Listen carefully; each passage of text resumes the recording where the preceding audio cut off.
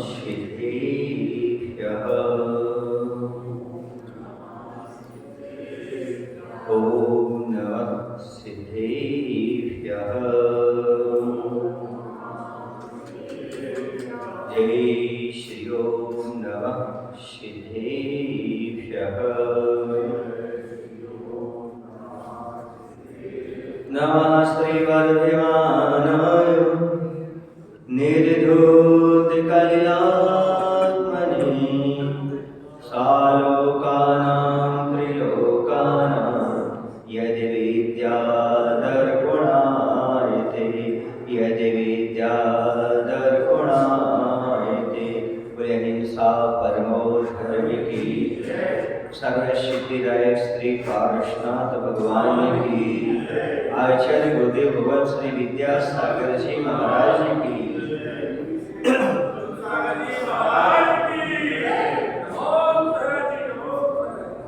प्रकरण उस चीज का चल रहा है जो सर्वत्र बुरा कहा जाता है, जिसको करने से इसलोक और परलोक में दुख भोगना पड़ता है। उसका नाम है पाप। और सभी व्यक्ति पाप से परिचित हैं और सभी के पास पाप प्रवृत्ति पाई जाती है। पाप 5 हुआ करते हैं: हिंसा, झूठ, चोरी, कुशील और परिग्रह। वैसे तो बहुत सारे पाप होते हैं, लेकिन 5 में ही वह सब गर्भित हो जाया करते हैं। सबसे पहले हम हिंसा को समझेंगे। हिंसा पाप क्या है? हिंसा किसे कहते हैं? तो मन, वचन, काय से किसी भी प्राणी को मारना, दुख देना हिंसा कहलाती है। एवं स्वयं का घात करना भी हिंसा कहलाती है। मन से, वचन से, काय से किसी भी प्राणी को मारना, चाहे मन से मारो, चाहे वचन से मारो, चाहे काय से। कभी कभी ऐसा होता है कि आदमी के लिए जरूरी नहीं है कोई उठा करके पत्थर ही मारना पड़े तब टूटे, बल्कि जुबान भी ऐसी होती कई रिश्तों को तोड़ डालती है। शब्दों से भी रिश्ते टूट जाते हैं, आदमी टूट जाता है और आदमी को कष्ट पहुंचता है। प्रायः करके जो धर्मात्मा होते हैं वो काया से तो कष्ट नहीं पहुंचाते, लेकिन वचनों से कष्ट पहुंचा देते हैं। सामने वाले से ऐसे शब्द बोल देते हैं जिनसे सामने वाला तिलमिला जाता है। ऐसी वाणी बोलिए मन का आफा खोए, औरन को शीतल करे। पर होता कैसा है पता? ऐसी वाणी बोलिए रोटी पापड़ छोड़, सुनने वाला 7 दिना तक सच सकता है। यह दुख है, कष्ट है। ऐसी वाणी बोल देते हैं कि आदमी को वर्षों तक चुभती रहती है। वह कहता है भैया मैं मंदिर इसलिए नहीं आना चाहता क्योंकि मुझे वो पुरानी याद आ जाती है सामने वाले को देख। सामने वाले ने मेरे साथ दुर्वचन बोले थे, दुर्व्यवहार किया था। कितनी बड़ी हिंसा! वर्षों तक उसका दिल दुख रहा है। अकेले प्राण छीन लेना ही मात्र हिंसा पाप नहीं है, दूसरे के मन को जो बात चुभ जाए वो भी बहुत बड़ी हिंसा है। ये हिंसा कारक वचन असत्य कहे क्यों? क्योंकि इसमें दूसरे का अहित हुआ करता है। तो मन से हो, चाहे वचन से हो, चाहे काय से हो, किसी जीव को मारना, दुख पहुंचाना, ये सब हिंसा कहलाती है। मात्र प्राणों का घात करना ये हिंसा नहीं है। उसका मन भी एक प्राण है, उस मन को दुखाना भी हिंसा है। टेंशन और तनाव देना और रखना यह भी हिंसा है। क्योंकि 10 प्राणों में से 5 इंद्रिय, 3 बल, मन, वचन, काय, आयु और स्वाच्छो श्वासी 10 प्राण होते हैं। इसलिए किसी को चिंताग्रस्त बनाना, तनाव में डालना, ऐसी कुछ बात कह दी कि वो तनावग्रस्त हो जाए, चिंता में पड़ जाए। भैया हम तो 17 सुना करके आ गए, आपने ये नहीं सोचा उसके ऊपर क्या बीत रही होगी, आप तो सुना करके आ गए। तो ना तो टेंशन लेने का और ना टेंशन देने का, तभी अहिंसा बोलेगी। जो टेंशन में रहते हैं और दूसरों को टेंशन देते हैं वो टेंशन हो जाए। यदि अहिंसा धर्म का पालन करना चाहिए तो, क्योंकि शब्द ऐसी चीज है, ऐसे शस्त्र हैं, ऐसे अस्त्र हैं जो दिखाई तो नहीं देते लेकिन चुभते रहते, अनवरत चुभते रहते। चुभाने वाला एक बार चुभाकर चला जाता है लेकिन वो हमेशा चुभते रहते हैं। इसलिए कहते हैं गोली का घाव भर सकता है पर गोली का घाव कभी भरता नहीं। सारे के सारे युद्ध जो होते हैं वो सब वार्तालाप से शुरू होते हैं। तो मन से, वचन से, काय से किसी के दिल को भी दुखाना,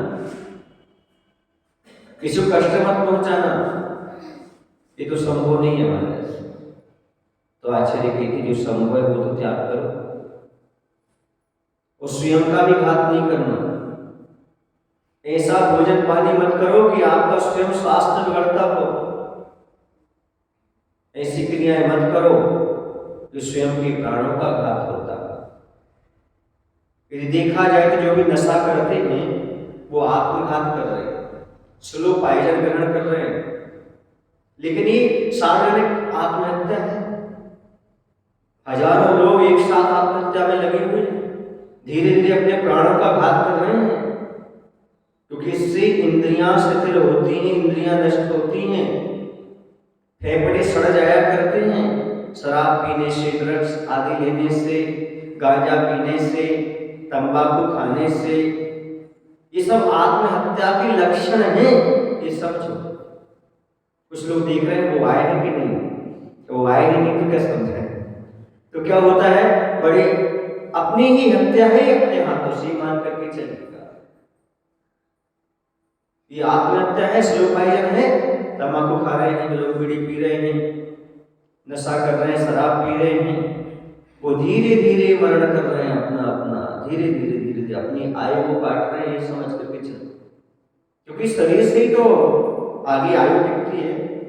शरीर शिथिल हो जाएगा, कुछ काम नहीं करेगा तो क्या करेंगे, अकाल में मरण हो जाएगा। ये सब समझो कि ये हिंसा है। शराब पीना भी हिंसा है, मांस खाना तो हिंसा है ही, तंबाकू खाना भी हिंसा है, स्वयं के प्राणों का घात करना है।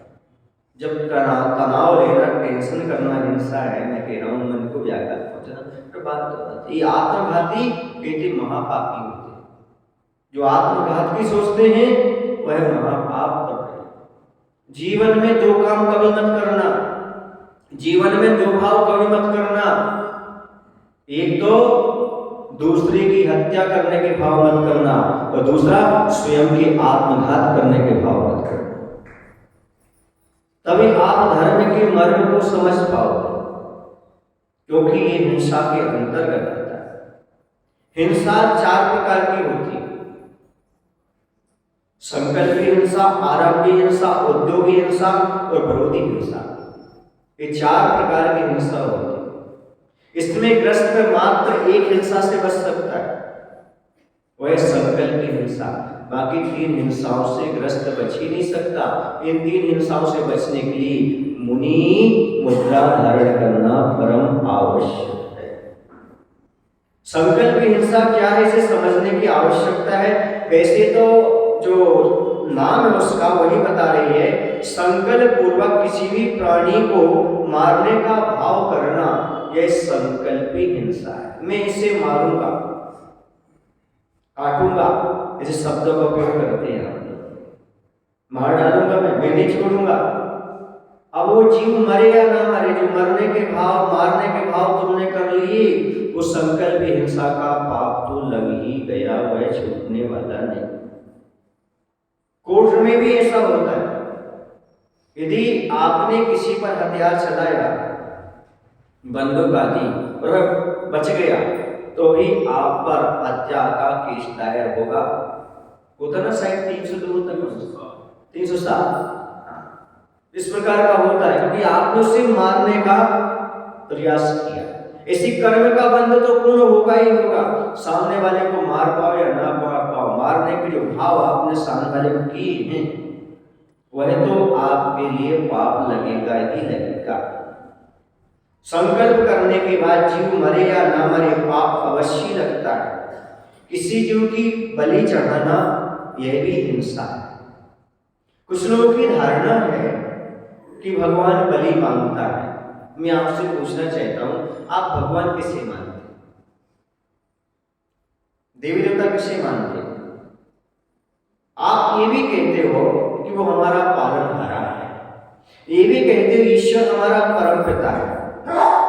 यदि ईश्वर सभी प्राणियों का परम पिता है तो ऐसा कौन सा पिता होगा जो एक बेटे की इच्छा पूर्ण करने के लिए दूसरे बेटे की बलि चाहेगा? वह देवता कैसा, वो परम पिता क्या, वो तो पक्षपाती हो गया। वो भगवान परम पिता कहां बचा? विचार करो, ये तर्क उठता है। विज्ञान के युग में ऐसी बातें सामने आती ही हैं और आएंगी।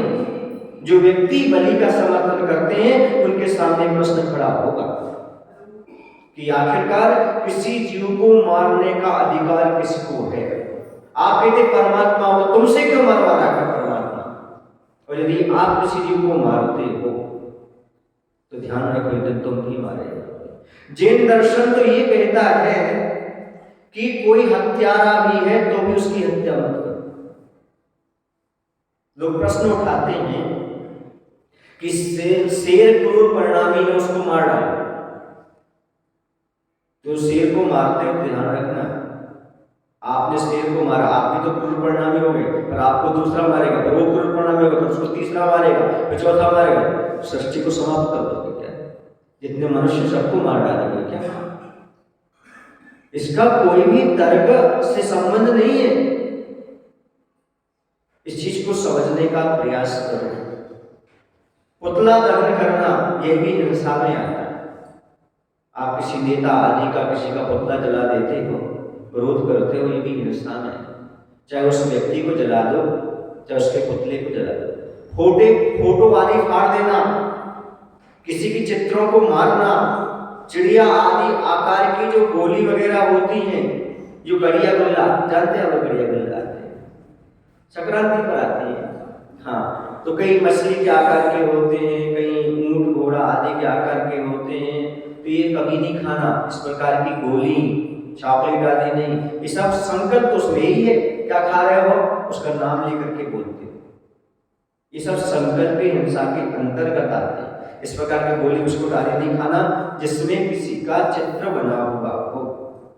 बूझड़ खाने की हिंसा, कत्ल खाने की हिंसा, ये सब संकल्प की हिंसा है। कीटनाशक दवाइयों का प्रयोग करना, वीडियो गेम में चिड़िया को मारना, लक्ष्मण रेखा का उपयोग करना, मच्छर मारने का बल्ला आदि का प्रयोग करना, ये सब क्या है? और आजकल बहुत सारे गेम हो गए, पबजी,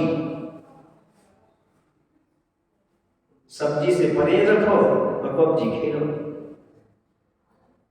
और एक और आगे वो फायर, कौन सा फ्री फायर, हाँ देखो ना, मैं ये चाह रहा था कि बता तो दे कौन सा खेल। तो ये सब क्या है? ये सब संकल्प हिंसा है। बच्चों को बचाओ उनसे। बच्चों को मोबाइल तो दे रहे हो पर महान हिंसा कर रहे हो बच्चे। हमने बहुत सारे बच्चों से ही खेल त्याग करवाए, क्योंकि लोगों ने उसका श्लोक बताया कि महाराष्ट्री अंत में वह दूसरों की हिंसा करता करता मोबाइल में चिड़िया आदि मारता हुआ, डिशम डिशम करता हुआ, गोली चलवाता हुआ अंत में स्वयं भी मरने को तैयार हो जाता है। चांदपुर में ऐसी घटना घटी, सागर जिले में। एक पबजी खेलता खेलता मर गया। एक IPL एक सट्टा होता है, वो खेलते खेलते वो भी लटक गया। तो ये हिंसा है सब, बिल्कुल। इसलिए इन चीजों से बचने का प्रयास करें। एंटी पेस्ट इमल्सन कराना, एक कोई ऐसी चीज होती होगी जो आपने यहाँ कराते होंगे तो उससे जीव मरते होंगे, हिंसा होती होगी, क्योंकि एंटी शब्द जुड़ा है उसमें। तो एंटी पेस्ट एमल्सन कराना संकल्प की हिंसा, और अवर्षण करवाना ये तो महान संकल्प हिंसा। तो इस संकल्प हिंसा से बचने का प्रयास करना चाहिए। ग्रस्त को संकल्प हिंसा का त्याग तो कर ही देना चाहिए, तभी वह ग्रस्त की कोटि में आ सकता है, वरना वह ग्रस्त की कोटि में नहीं आएगा। संकल्प पूर्वक मैं किसी को नहीं मारूंगा, ऐसा भाव, वरना ऐसा होता है कुछ लोग बंदूक रखते हैं, अरे भैया अपना आयु कर रहे, अपना जीवन है, बंदूक रख के क्या करोगे? नहीं, दूसरे को दिखाने के लिए, और वो मारने का संकल्प तो हो गया ना उसका।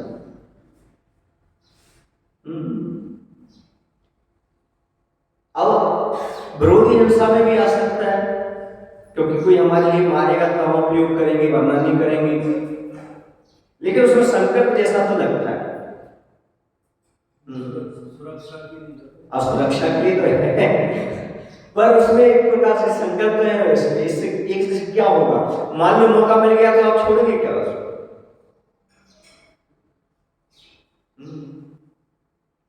जो जिंदगी भर बंदूक के साये में जिया करते हैं, वो एक दिन स्वयं बंदूक से मारे जाते हैं। दूसरा आता आरंभी हिंसा। ग्रस्त को भोजन बनाने के लिए पानी भरना, अग्नि जलाना, हवा करना, वनस्पति छीलना, बनाना, घर की सफाई करना, शरीर की सफाई करना, वस्त्र की सफाई करना आदि में सटकाए जीवों की प्रार्थना होती है। यह आरंभी हिंसा है। ग्रह कार्य करते हुए पंच सुना रखने वाले को ये आरंभी हिंसा होती है। ओखली है, चूल्हा है, बुहारी है, जलगालर है, पेलनी है, ये पंच सुना जिनके पास होते हैं वो कभी भी आरंभी हिंसा से नहीं बच सकते। कुछ लोग तो ये काम करके आए ही होंगे, सो करके झाड़ू पोछा तो के होगा, पानी तो भरे हो, ये सब काम करते हैं। तो ग्रस्त आरंभी हिंसा से नहीं बच सकता, हाँ लेकिन विवेक रख सकता है। जिसमें ज्यादा हिंसा हो रही हो ऐसे कार्यों को ना करे, कम से कम करे तो अच्छा है। भोजन में इतनी ज्यादा हिंसा ना करें, सात्विक भोजन और व्यवस्थित भोजन करें, समय पर भोजन करें और समय बांधे 2 बार 3 बार, क्योंकि नियम होता है भोजन करने का। योगी खावे 1 बार, भोगी माने ग्रस्त, भोगी खावे 2 बार और रोगी खावे 3 बार। सुन रहे ना? अब इसके बाद क्या होगा?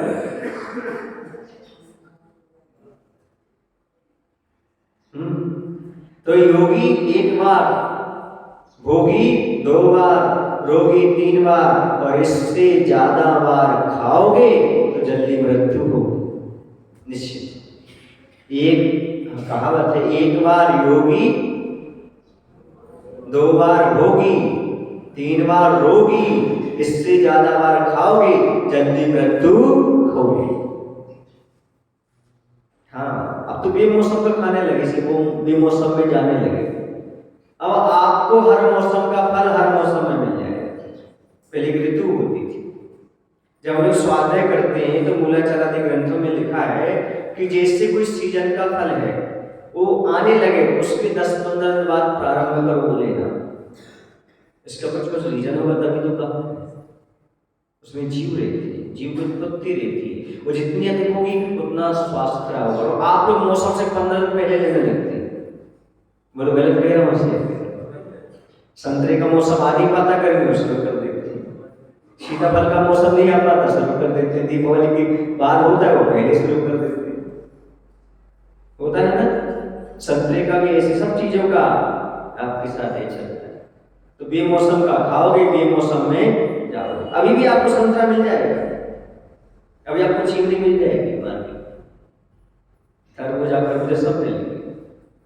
तो मिल रहा है, इसका ये नहीं कि आप खाने लगो। तो आरंभ भी सोच समझ करके करना चाहिए। उद्योगी हिंसा, शावक का जीवन धन के बिना नहीं चल सकता, तो आजीविका का निर्वाह करने के लिए, धन की प्राप्ति के लिए खेती है, व्यापार है, सरकारी नौकरी आदि है, सेवा कार्य आदि है, करता है। इसमें जो हिंसा होती है वह उद्योगी हिंसा कहलाती है। आजीविका के निर्वाह के लिए हिंसा होती है। उद्योगी हिंसा एवं हिंसा के उद्योग में बड़ा अंतर है, नहीं है समझ। व्यापार में हिंसा होना और हिंसा का व्यापार करना, इन दोनों में बहुत अंतर। कितना अंतर है? जैसे स्वर्ग और नरक में अंतर है, जैसे कि प्रकाश और अंधकार में अंतर है। जैसे बूचड़ खाने, ये हिंसा का ही व्यापार है। मछली पालन, ये सब संकल्प हिंसा है, ये आपके उद्योग हिंसा में नहीं आएगा। मुर्गी पालन आदि ये महापाप है, इसे उद्योगी हिंसा में नहीं ले सकते, यह तो संकल्प की हिंसा है। आचार्य जी ने एक बार कहा था कि पत्थर बेचना अलग है और पत्थर की खदान अलग है। कपड़ा बेचना अलग है और कपड़े की मिल रखना अलग है। दाल बेचना अलग है और दाल मिल खोलना अलग है। सब में अलग अलग हिंसा है। कुएं से पानी निकालना अलग है और कुआं खोदना अलग है। सब में अलग अलग हिंसा है। इसलिए व्यापार करना अलग चीज है और हिंसा में, व्यापार में हिंसा होना अलग चीज है और हिंसा का ही व्यापार करने लगो, दोनों में बहुत अंतर है। तो उद्योगी हिंसा को समझना, ये मत समझना कि जो इस प्रकार के चीजें हो रही हैं जैसे कीटनाशक, ये तो व्यापार है, हम बेच रहे नहीं, इस संकल्प की हिंसा में आएगा, उद्योगी हिंसा में नहीं आएगा। स्वयं के खेत में करना अलग चीज और बेचना अलग चीज, दोनों में अंतर है। स्वयं उपयोग करना अलग है और उसका धंधा करना अलग चीज। अब इसके बाद आता है उद्योगी के बाद विरोधी हिंसा। स्वयं की रक्षा, परिवार की रक्षा, समाज की रक्षा, संस्कृति की रक्षा, धर्म आयतनों की रक्षा एवं राष्ट्र की रक्षा के लिए किसी से युद्ध करना पड़ता है और युद्ध में कोई मर जाता है या ना भी मरे तो ये विरोधी हिंसा के। कौन सी हिंसा? विरोधी हिंसा। जैसे लक्ष्मण ने रावण को मारा था, सावक का मत संकल्प हिंसा का त्याग होता है, समझ गए ना। फिर तीनों हिंसा का क्रमशः त्याग करना है और करता है। ये सबसे पहले संकल्प पूर्वक किसी को नहीं मारे। युद्ध आदि में जो हिंसा होती है वो संकल्प हिंसा नहीं आती, वो किसमें आती है? विरोधी हिंसा में। हमारे धर्म की रक्षा, परिवार की रक्षा में यदि किसी का मरण हो जाए, भाव तो नहीं थे उसको मारने की, पर क्या करें, ऐसी सिचुएशन निर्मित हो जाए ग्रस्त के सामने और यदि किसी का मरण हो जाए तो वह उसकी विरोधी हिंसा में आएगा। अब क्षत्रियों का तो धर्म ही होता है युद्ध लड़ना, क्षत्रिय तो युद्ध लड़ेंगे अन्याय व्यक्ति के प्रति, तो उसमें तो मरण होगा, सेना भी मरेगी, लेकिन वो संकल्प की हिंसा में नहीं। भले संकल्प पूर्वक जाकर युद्ध कर रहा है पर वह राष्ट्र धर्म के लिए है। जैसे सैनिक हैं, वह तैनात हैं और निश्चित रूप से बंदूक लेकर के हैं चल रहे, और सामने वाला यदि बॉर्डर क्रॉस करता है, गड़बड़ी करता है तो शूट भी करते हैं, और उनके लिए संकल्प की हिंसा नहीं है, वो देश की रक्षा के लिए है, इसलिए विरोधी हिंसा में आएगा। यदि वह सैनिक बॉर्डर पर खड़े ना होते तो आप यहाँ शांति से धर्म ध्यान कर पाते? तो उसका उद्देश्य किसी को मारना नहीं है, हमारे देश की रक्षा, धर्म की रक्षा का उद्देश्य है। और सारी की सारी हिंसा अहिंसा उद्देश्य पर निर्भर करती है। प्रमत्त योगा प्राण प्रोग्राम हिंसा, जहां प्रमाद का योग रहता है वहां पर किसी के प्राणों का घात हो जाए तो हिंसा होती है, और जहां पर प्रमाद का आदर्श का योग ना हो वहां पर जीव मर भी जाए तो हिंसा नहीं होती। जैसे मुनि महाराज होते हैं, वे 4 हाथ जमीन देख करके चलते हैं यत्नाचार पूर्वक प्रमाद से रहित होकर के, फिर भी यदि सूक्ष्म जीव उनके पैर के नीचे आ जाता है तो उन्हें हिंसा पाप नहीं लगता। क्यों? क्योंकि वह इतना चालपूर्वक चल रहे थे। और आप लोग गाड़ी में बैठ करके चलते हैं, भले जीव ना मरे, पर आपको पाप का बंध होगा ही होगा, क्योंकि आपके पास सावधानी नहीं है। ये सब हमारे परिणामों पर बंध है, मात्र क्रिया और घटना पर नहीं है। हम समझ लेंगे हिंसा का समीकरण। यदि हिंसा का समीकरण आपने समझ लिया तो फिर आप समझ जाएंगे हिंसा क्या चीज है। तो सबसे पहला है हिंसा का समीकरण, हिंसा ना करते हुए हिंसा। हिंसा नहीं हो रही, कोई भी जीव नहीं मरा, फिर भी आप हिंसक माने जाएंगे। वो कैसे? जैसे कोई धीवर है, मछली पकड़ने गया, एक भी मछली जाल में नहीं फंसी, फिर वह हिंसक कहलाएगा। कोई किसी को मारने के उद्देश्य से निकला और वह व्यक्ति नहीं मिला, तो ही मारने का पाप उसे लगेगा ही लगेगा, क्योंकि उसने मारने के लिए जाल बिछाया है, मारने के लिए वह उद्यत हुआ है। कुछ भी हिंसा नहीं हुई, फिर भी पाप कर्म का बंध। एक बिल्ली है, वो खड़ी बैठी हुई है यहाँ पर शांति से, चूहा निकलेगा और मैं पकड़ूं, फिर एक भी चूहा पकड़ में नहीं आया, फिर भी पाप कर्म का बंध होगा, हिंसक माना ही जाएगा। अब दूसरा समीकरण बनता है, हिंसा हो जाने पर भी हिंसक नहीं। हिंसा हो गई लेकिन हिंसा नहीं होती। जैसे व्यवहार में देखें तो डॉक्टर रोगी का ऑपरेशन करके रोगी को बचाने चाह रहा था, किंतु वह मरण को प्राप्त हो गया, फिर भी डॉक्टर हिंसक नहीं माना जाएगा, क्योंकि उनका ऑपरेशन का उद्देश्य उस पेशेंट को बचाना था, फिर भी वह नहीं बच पाया, तो डॉक्टर को ना तो कोई कोर्ट केस होगा और ना कोई सजा होगी और ना कर्म का बंध होगा, क्योंकि डॉक्टर का उद्देश्य बचाना था, मारना नहीं था। इसी प्रकार से ईर्या समिति से चलते हुए साधु परमेष्टि, चार हाथ ईर्या समिति समझते हो? प्रकाश में चार हाथ जमीन देखते हुए, नीचे देखते हुए चलते, ईर्या समिति मुनि महाराज। हम बोलते हैं ईर्या पद से आएंगे, ईर्या पद माने चार हाथ जमीन प्रकाश में देखते हुए, दौड़े दौड़े नहीं आएंगे। आप लोग जो भजन गाते ना, ऐसा ध्यान लगा कि गुरुवर दौड़े दौड़, गुरुवर दौड़े दौड़े नहीं आएंगे। गुरुवर कैसे आते हैं? ईर्या पद से आते हैं, होले होले आएंगे, ईर्या पद से आएंगे, चार हाथ जमीन देखती हुई। इसलिए उनके लिए किसी भी प्रकार का कोई कर्म का बंध नहीं होता, हिंसा का दोष नहीं लगता, यदि जीव मर भी जाए तो, क्योंकि वह देख करके चल रहे हैं। आचस्य को थोड़ा दूर का दिखाई नहीं देता, दूर की दृष्टि थोड़ी कमजोर है, तो किसी ने कहा उनसे, आचस्य आप चश्मा ले लीजिएगा, तो आचस्य ने एक ही बात कही, भैया मोक्ष मार्ग में चार हाथ जमीन तो देख नहीं है, करना क्या है, और उतना हमें दिखता है, हमें चश्मे की आवश्यकता नहीं, चार हाथ जमीन देखना, ऐसा कुछ नहीं करना। मोक्ष मार्ग कितना देखना, बाहर का दिख जाए ठीक है, नहीं दिख जाए उससे होता क्या है, कोई अंतर नहीं पड़ता है। और आचार्य भगवान तो वैसे ही दृष्टि ऊपर बहुत कम उठाते हैं, नीचे ही देख करके चलते। फिर इसके बाद आता है फायर ब्रिगेड की गाड़ी, एम्बुलेंस।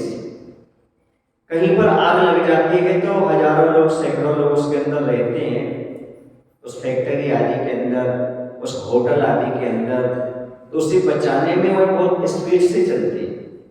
कौन? फायर ब्रिगेड वाले। यदि उनसे कोई हिंसा हो जाए तो कोर्ट उन्हें छोड़ देता है, उन पर कोई केस नहीं चलता, क्योंकि तो उनका उद्देश्य सैकड़ों लोगों को बचाने का था। एम्बुलेंस भी अपनी स्पीड से चलती है, क्योंकि उसके अंदर जो मरीज बैठा है उसे बचाने के उद्देश्य से वह चलता है। ये उद्देश्य पर निर्भर है, हिंसा हो जाने पर वो हिंसक नहीं माने जाते। हिंसा एक करे और फल अनेक भोगते। तीसरा समीकरण है, हिंसा एक करे फल अनेक भोगते हैं, और शास्त्रीय उपाय ग्रंथ में ये पूरी अच्छी से व्याख्या मिलती है, आचार्य अमृतचंद्र महाराज ने की है। कैसे हिंसा एक करे और फल अनेक भोगते? तो बलि एक व्यक्ति चढ़ा रहा, किसी जीव की, हजारों उसकी अनुमोदना प्रशंसा कर रहे हैं, ताली बजा रहे हैं और हजारों लोग देख रहे हैं उस बलि के लिए, प्रशंसा कर रहे हैं, अनुमोदना कर रहे हैं, तो सबको पाप लगेगा। उस सामूहिक पाप का फल भूकंप, बाढ़, रेल, हवाई जहाज दुर्घटनाओं में हजारों का मरण आप सुनते ही होता है। इसी प्रकार पशु पक्षियों की लड़ाई में आनंद मानना, पुतला दहन में आनंद मानना आदि, ये सब हिंसा एक करता है लेकिन फल अनेक लोग भोगा करते हैं। एक एग्जाम्पल मिलता है जैन ग्रंथों में कि एक राजा थे। कौन थे? एक राजा थे, उनके साथ 500 और साथी थे। उन्होंने एक तीर चलाया और एक हिरण को मार दिया राजा ने। सुने आप लोग की नहीं? हाँ। फिर अपनी पर्याय चेंज हुई और जो हिरण था वह राजा बना अगली पर्याय, और ये 500 राजा ये सब मुनि महाराज मुनि बनकर के विचरण कर रहे थे। तो उसने क्या किया, जो राजा बना, जो हिरण था, उसे पूर्व का पैर याद आया, क्रूरता या कुछ भी उसको उत्पन्न हुई, उसने 500 मुनि राजा को घानी में फेंक दिया। समझ में आ रहा? ये है अनुमोदना। एक ने मारा फिर सबने अनुमोदना की। इस प्रकार की बस पूरी पानी में डूब जाती है, एक्सीडेंट होता है, चले जाते हैं। नेवावर में ऐसा हुआ था, सप्तदश की वहां पर नर्मदा नदी है, तो वहां पर पूरी बस भरी थी, लेकिन जैसी वह पानी में गिरने को हुई पुल के नीचे, एक बच्चा छोटा सा दूध का होगा, वो खिड़की में से कोई धक्का ऐसा लगा कि उछल करके वह बाहर गया, वो जाकर के हरी घास में गिरा। बाकी सारे के सारे कहाँ चले गए? पानी में। सब मर गए, वो बच्चा बच गया क्योंकि वह उसमें था नहीं अनुमोदना में। पूर्व में सबने मिलकर के अनुमोदना की होगी, किसी को मारा होगा, इसलिए आज वो सारे के सारे यहाँ पर गए। वो बच्चा उसमें नहीं होगा इसलिए वो बच गया। ये साक्षात देखने को मिलता है। जो एक साथ पाप करते हैं, एक साथ उसका फल भी उन्हें भोगना पड़ता है। इसलिए कभी भी किसी हिंसा का मन वचन काय से समर्थन मत करिएगा।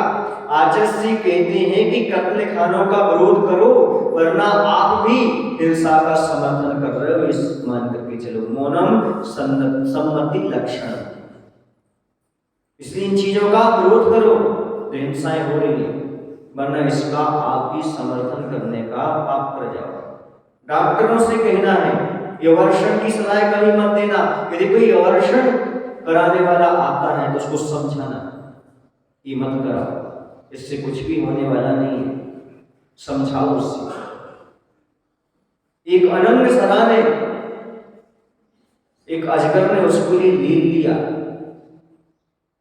राजकुमारी थी अनंग सरा।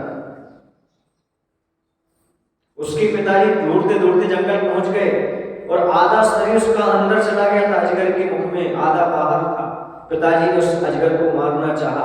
अनंग सरा ने बोलते, पिताजी मैंने संकल्प ले लिया है, इस परिसर को छोड़कर मैं कहीं नहीं जाऊंगी, मैं आपके साथ जा नहीं सकती, और मैं तो आधा शरीर मेरा इसके जहर की चपेट में है, अब मैं बच नहीं सकती।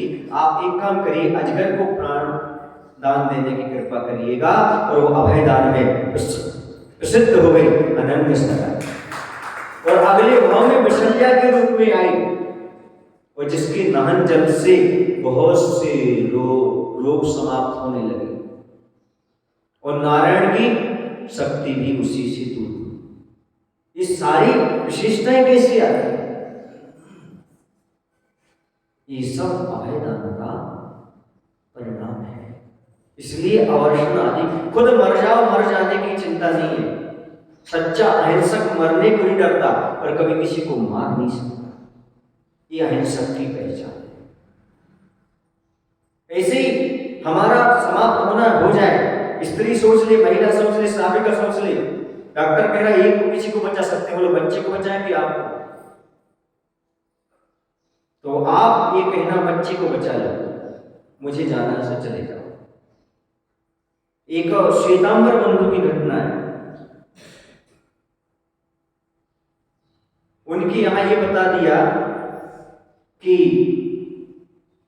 दो में से एक कोई बचेगी। डॉक्टर ने कहा कहो तो माँ को बचा ले या पेट में जो बच्चा पल रहा है उसको बचा ले। तो माँ ने कह दिया हमने तो जिंदगी देख ली, सब दुनिया देख ली, अब तो बस बच्चे को बचा ले। उसने भगवान से प्रार्थना की, हे भगवान एक बात और कर देना, मैं तो मर जाऊंगी लेकिन इस बच्चे की संरक्षण की व्यवस्था कर देना। ऐसा कह करके और डॉक्टर ने अपना ट्रीटमेंट शुरू किया, बच्चा भी बच गया और माँ भी बच गई। समझ रहे हैं आप? ये है दया का परिणाम। हत्या भी नहीं लगी, पाप भी नहीं लगाना, डॉक्टर को लगाना,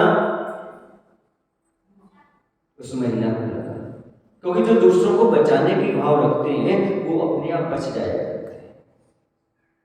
ये तो बंधु धर्मात्मा का लक्षण है, स्वयं बलिदान करके दूसरों की रक्षा करना। ये क्षत्रियों का लक्षण है। क्षत्रिय ऐसे जो छत्र की तरह रक्षा करते हैं, वीरगति को प्राप्त हो जाते हैं और रक्षा करते। सैनिक भी यही करता है, वहां बॉर्डर पर जाकर के मरण को प्राप्त हो जाता है पर देश पर आंच नहीं आने देता है। ये वीरगति को प्राप्त होते हैं, यही वीर भगवान के सच्चे भक्त हुआ करते हैं। धर्म की रक्षा के लिए, एक जीव की रक्षा के लिए अपने प्राणों का बलिदान कर देना। तो तीसरा समीकरण हो चुका था, हिंसा एक करे फल अनेक भोगते। कुछ लोग कहते महाराज उस बारात में 10 लोग आ रहे थे, गाड़ी से एक्सीडेंट हुआ, मात्र एक व्यक्ति बचा, बाकी सब चले गए। क्यों? क्योंकि उसने अनुमोदना नहीं की थी, बाकी सबने अनुमोदना की थी। उसका बच नहीं सकते, ये निश्चित है। अब बहुत से हिंसा करें किंतु फल एक को मिले। क्या करें? बहुत से हिंसा करें किंतु फल एक को मिले, ये भी समीकरण बनता है। एक राज्य का स्वामी दूसरे राज्य पर आक्रमण करके उसके साथ युद्ध छेड़ देता है, हजारों सैनिक एक दूसरे को मारते हुए मर जाते हैं, सबका पाप राजा को लगेगा। सैनिक तो केवल अपनी आजीविका चलाने के लिए शस्त्र चलाते हैं। सेना का क्या है? उनका तो उद्योगी हिंसा में चला जाएगा, लेकिन सारा दोष किसको लगेगा? राजा को। विवाह में जो भी आरंभ होता है उसका पाप दूल्हा एवं दुल्हन को लगता है। शादी कराने से पहले सोचो जिनकी हो गई वो क्या सोचेगी? सोच लो, उत्सव जो शादी होती है उस शादी में जितना पाप होता है, चाहे जुआ खेला जाए, शराब पी जाए, चाहे जो कुछ भी किया जाए, उस सब का पाप किसको लगता है? दूल्हा दुल्हन को लगता है। इसलिए बहुत से हिंसा करते हैं, फल एक को मिलता है। राजा है, कमांडर है, ये आदेश देते हैं तो उनको पाप लगता है। भले बहुत सारे लोग लड़ते हैं, दूल्हा दुल्हन को पाप लगता है, बहुत सारे लोग बाराती मजा लेते हैं। अब अगला समीकरण है, कार्य वही है किंतु परिणामों में अंतर हो जाता है। कार्य तो वही करना पड़ता है लेकिन परिणामों में बहुत सा अंतर हो जाता है। जैसे कोई साविका है, स्वयं अभक्ष का भक्षण नहीं करती पर परिजन को कराना पड़े तो, स्वयं रात्रि भोजन नहीं करती पर जिस परिवार में आए ना वहां के लोग करते हैं, तब तो क्रिया तो कर रहे हैं लेकिन परिणामों में बहुत अंतर है। पहले कोई आलू प्याज खाता था एवं स्वयं बनाता भी था, उसने अब आलू प्याज खाना बंद कर दिया किंतु परिवार के लिए बनाना पड़ता है, मजबूरी है। और मजबूरी का नाम, पहले कसाई तीव्र थी, अब कसाई मंद है। क्या है? पहले स्वयं खाते थे, कसाई की तीव्रता थी, अब हम खाते नहीं है, मजबूरी बना रखा, कसाई मंद है। यही कसाई और प्रमाद की बात तो हिंसा में आती है, क्या आती है। इसलिए अपने परिणामों में प्रमाद को स्थान ना दो, कसाय को स्थान ना दो। कसायवत प्रमादवश हमारी योग जो है वह चंचल होते हैं और हिंसा करा दिया करते हैं। जितना हो सके उतना हिंसा से बचने का प्रयास करिएगा। जैसे साधु परमेश जी हमेशा ध्यान रखते हैं इस चीज में हिंसा ना हो जाए, आपको भी ध्यान रखना चाहिए। पर आप लोग बहुत कम ध्यान रख पाते हैं। पहले आप पैदल आते थे मंदिर, है ना? आप किससे आते हैं? आप 4 व्हीलर 2 व्हीलर्स में आप आ ही नहीं पाते। पहले आप बिना जूते चप्पल के आते थे, अब जूते चप्पल पहन करके आते हो। हिंसा बढ़ी है कि कम हुई? जूते चप्पल में बहुत हिंसा होती है पैदल चलने की अपेक्षा, क्योंकि पूरा पैर नहीं जमता, बीच में गैप रहता है। जूते चप्पल में तो पूरा चलते आते हैं। पैदल आओगे तो नीचे देख के आओगे, बिना जूते चप्पल के पादुकाओं के आप मंदिर आओगे, पैदल आओगे तो नीचे देख कर चलोगे आप, तो जीव हिंसा से बचोगे और भगवान की अवज्ञा से भी बचोगे। और जूते चप्पल पहन करके आओगे तो हिंसा भी लगेगी और अवज्ञा भी लगेगी और शुद्धि भी नहीं बनेगी शरीर की। गाड़ी से आओगे, मेंढक भी नजर नहीं आएंगे, चींटी तो दूर की बात है, चीटा तो दूर की बात है, मक्खी तो दूर की बात है, मेंढक भी नजर नहीं आते गाड़ी। आपको लगता है कि हम बड़े आदमी, हमारा स्टैंडर्ड बढ़ गया। वही मैं सोचता था, पहले के लोग थोड़ा सा धर्म करते थे, सुखी रहते थे। आज के लोग बहुत बड़ा धर्म करते हैं और दुखी रहते हैं, क्योंकि हिंसा भी तो उससे चौगुनी बढ़ गई ना। फैशन में तो सारा का सारा बर्बाद हो गया ना। अब कोई पैदल चलना ही नहीं चाहता, कोई पैदल मंदिर आना नहीं चाहता, इसलिए हिंसा भी बढ़ती चली जा रही है। जितना धर्म नहीं कर पाते उतना हिंसा में और पाप का बंद कर लेते हो, कसाई कर लेते हो, राग द्वेष कर लेते हो। पहले के लोग बहुत भोले भाले होते थे। जो गुरु महाराज ने कह दिया सो ठीक, दूध से दही, दही से मई, जो महाराज जी ने कही सो कोई सही। और जब से तेनुखेड़ा वाला ने सूत्र अपनाया है, तब से वो भी सुखी है कि नहीं? दूध से दही तो दही से मई, और जो महाराज जी ने कही सो वही सही, वही मान के चलो, उसी में आत्म कल्याण। बोलो महावीर भगवान की जय, आचार्य विद्यासागर जी महाराज जी की जय।